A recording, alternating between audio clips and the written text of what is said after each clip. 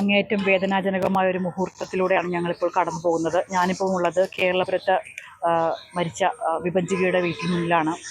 നമുക്കറിയാം, പ്രതികൂലമായ ഒരു കാലാവസ്ഥയിൽ പ്രകൃതി പോലും കരയുന്ന ഒരു സിറ്റുവേഷനിലൂടെയാണ് ഇപ്പോൾ കടന്നു പോകുന്നത്. വിഭജികയുടെ സംസ്കാര ചടങ്ങുകളാണ് നടക്കുന്നത്. ഇവിടെ കണ്ട കാഴ്ച അങ്ങേയറ്റം വേദനാജനകമാണ്. കാരണം നാടിൻ്റെ വിവിധ ഭാഗങ്ങളിൽ നിന്ന് അവസാനമായി വിഭജികയെ ഒരു നോക്ക് കാണാനെത്തിയ ആൾക്കൂട്ടമാണ് എനിക്ക് പിന്നിൽ കാണുന്നത്. MLA അടക്കം ജനപ്രതിനിധികളടക്കം നിരവധി പേരാണ് വിഭജികയെ ഒരു നോക്ക് കാണാനായി എത്തിയിരിക്കുന്നത്.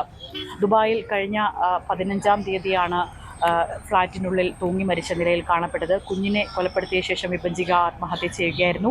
കുഞ്ഞിൻ്റെ മൃതദേഹം ദുബായിൽ തന്നെ സംസ്കരിച്ചു. ഈ വാർത്ത റിപ്പോർട്ട് ചെയ്യുമ്പോൾ അങ്ങേയറ്റം വേദനയോടുകൂടി ഒരു കാര്യം ഓർമ്മിക്കുകയാണ്. ഒരു കുഞ്ഞിനെയും ഈ ഭൂമിയിൽ നിന്നും ഇല്ലാതാക്കിയിട്ടാണ് വിഭജിക തൻ്റെ ജീവൻ ഒടുക്കിയിരിക്കുന്നത്.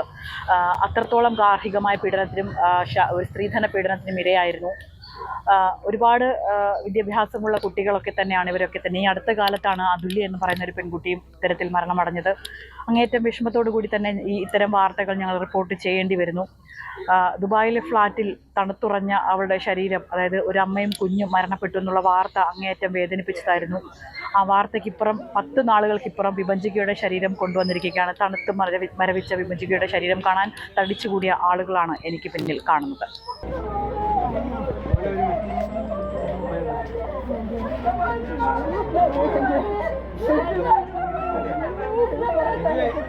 ഇങ്ങനെ ഇരുത്തണോ?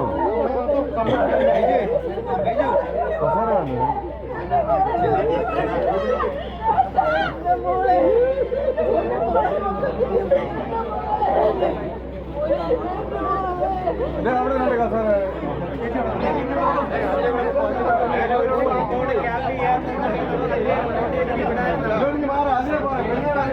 സ്ത്രീധന പീഡനത്തിൻ്റെയും ഗാർഹിക പീഡനത്തിൻ്റെയും ഒടുവിലത്തെ ഇരയായാണ് വിഭജികയെ ഞങ്ങൾ നിങ്ങൾക്ക് മുമ്പിൽ എത്തിക്കുന്നത്.